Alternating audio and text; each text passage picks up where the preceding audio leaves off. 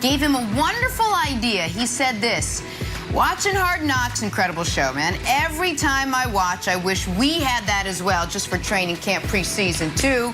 And so many fire emojis, like 3 was good, but clearly 13 is better. Antoine, let's push it forward. What's a better option for NBA Hard Knocks, Lakers or Nets? Oh, as much as I love LeBron and would love to get behind the scenes with AD and to see what Anthony Davis does, but there's got to be the Brooklyn Nets.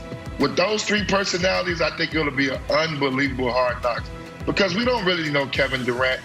You know, we know he's we see some of his outbursts and the things that he does. James Harden, we don't really get to see him, you know, in his off the court and how he handles up. And then no telling what Kyrie Irving's going to do every day. So we definitely would love to see that. So I like the Nets over the Lakers if we had to go to a Hard Knocks. Okay, I like the Lakers, but here's the secret sauce of Hard Knocks. If you go and think about your favorite Hard Knocks moments, they rarely involve the big stars of the team. They often involve the fringe players who are getting cut. That's very different from how the NBA works. Hard Knocks is not an all-access show, which LeBron is asking for. Hard Knocks is actually Survivor. At its best, Hard Knocks is Survivor, where you have a lot of drama going on, who survives, and then you have like the final council or whatever they call it, and someone gets cut and they have to pack up their stuff and leave. That's the secret sauce of that. And without that dynamic in the NBA, the show is just an all-access. So that's why Hard Knocks will always be here, and all-access shows will always be there.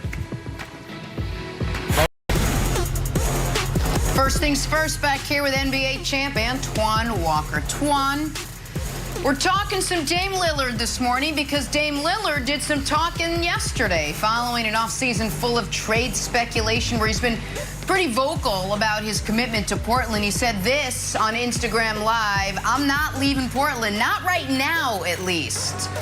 Twan, how should Blazers fans feel about what Dame said? I mean, they should be happy. I mean, to be honest with you, when you think about it, Dame has been very loyal to this organization. And Portland's been very loyal to him when you think about the compensation and what they paid him. So they should be excited. I think Dame wants to give Chauncey a chance. I think he has that much respect for Chauncey. One as a player, knowing this is going to be his first year, and to see if Chauncey can, you know, help them get over the threshold. But it's tough. I mean, I feel for Dame because you've accomplished everything in your career except really winning on the big stage and playing in the finals and playing for an NBA championship. So I understand his frustrations. I'm glad he's giving Chauncey a chance, being he's a first-year coach, to see if he can maybe get them over the hump. But they got to be happy that he's willing to stay this year at least, because Dame has the option to really leave if he really wants to. And I think Portland can respect that because both parties have been great to each other. Okay, Antoine, here's the thing, and I agree with, I like the fact that Dame is giving Chauncey a chance. But part of being an NBA champion is, like Chauncey is kind of knowing if you have a championship team. And it's hard for me to believe that Chauncey looks at that roster, even with how good Dame is, and says, are we better than the Lakers? Probably not. Are we better than Phoenix? Probably not. Are we better than the Jazz? Maybe not. Are we better than Dallas? Probably not. And that's just the West. So for me, you have to be honest and be like, the best chance for Chauncey to succeed, who I want to see Chauncey succeed, I want to see Chauncey win a championship as a coach, just like Ty Lue. Ty Lue and Chauncey are buddies. I would think it would be wonderful if they had similar paths.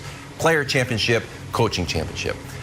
I think it's a Ben Simmons for Dame deal. And I don't know who says no to that. Dame, Portland would be doing right by Dame by sending him to Philadelphia. In Philadelphia, he was immediately in a championship system. Ben would go to Portland, and they would have to basically restart that team and build it around Ben. Guess what Ben loves? Defense. Guess what Chauncey won his championships? Defense. Defense and team ball. Distributing the ball. It's not a star thing. Ben's not going to be like the 30-point guy. He can be just like Chauncey. All 5 guys will score double figures. Chauncey for Ben. Who says no, Antoine?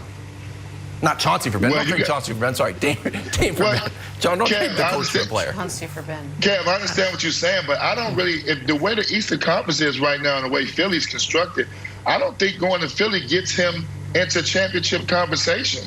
I know, don't get me wrong, I love a beam, but I still like Milwaukee. They're not better than Portland. You got very competitive teams in the East when you think about Milwaukee, Boston, Atlanta's on the upcoming. That still gets tough in the East. It's not easy anymore. So just picking your team and saying Philly and thinking Dame is going to get you over the hump, I'm not sold on Embiid now. Don't get me wrong. Embiid had an unbelievable year, but it's still the question marks is on Embiid. Can he get you over the hump? And can he be healthy to get you over the hump? So the grass is not always greener elsewhere. You got to make sure you go to the right team. All right, so a couple things, and I hate to do this to Antoine because I love to have him back and I've missed him, and I should have showed you this off the air. But Antoine, you have something in your eye. I think it's a Celtic shamrock that you should take out because you're including them amongst the Eastern Conference contenders. Give me a break. But set that aside. I do think that Dame plus Embiid gets you on the very short list. Now, is that enough to be better than a healthy Brooklyn? Maybe not, but a healthy Brooklyn is like a double rainbow. You've heard about it, but have you ever actually seen one in real life? I don't know. And Milwaukee, I think, is the favorite, but we'll see what happens with Milwaukee. But I think if you have Embiid and Dame, you have two of the 12 best players in the sport. And if you have two of the 12 best players in the sport, you are in the conversation. But I do think this is actually, like, Portland fans feel relieved, while Philly fans gotta feel really bummed. Because the only way that they were going to be able to get demonstrably better was this exact trade. And I don't think Portland does Ben for Dame straight up, but I do think they do Ben and Maxey and a couple picks, or Ben and Maxey and Tybal for Dame. Like, I think Philly has the war chest ready to make that happen. But and I think it would be good for Portland Wilds, but they're not doing it unless Dame tells them to do it. And this, to me, is not necessarily a signal Dame's going to be there all year. This is a signal, though, Dame's going to be there the first game. You can't say this and then have it change before a game is played. I don't think that's in Dame's, history or character. I don't think that's what he's going to do. And so now all of a sudden for Philly, it is really going to be, can we sustain Ben Simmons playing in front of these fans to start the year? Are we willing to deal with all of that while we hold the fort trying to wait for this trade? Because if not, you can make a Ben Simmons trade today. There's a lot of teams that want it. But there is not another superstar available, and Beal's not quite a superstar, but he's a star, but he's not fully available, and Dame evidently is not available. So I think Philly hears this and is super bummed out. I think they are more bummed than Portland fans are relieved.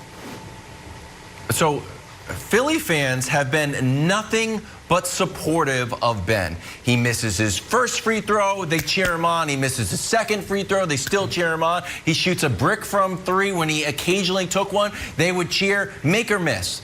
So Philly has been so supportive of Ben. There's a narrative out there that Philly's going to turn heel on Ben. He'll never be able. That's not